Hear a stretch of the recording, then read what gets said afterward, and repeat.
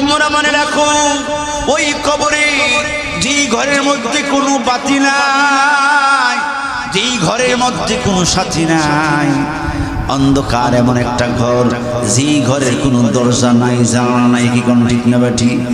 কবর এমন একটা ঘর, এমন ভাবে কপাট লাগিয়ে দিয়ে আসে যার দরজাটা কিয়ামতের আগ পর্যন্ত আর খোলা হবে না।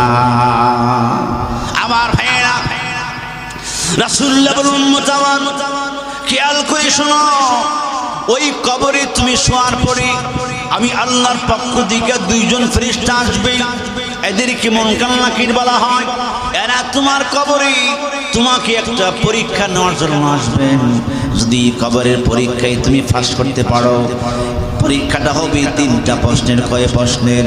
3 প্রশ্নের পরীক্ষা হবে। আমার ভাইয়েরা, যদি আমি আপনি 3 প্রশ্নের পরীক্ষায় পাস করতে পারি, রাসূলুল্লাহ বলেন তোমার কবরের মধ্যে আল্লাহ তাআলা 3টা পুরস্কারের ব্যবস্থা করে দিবেন।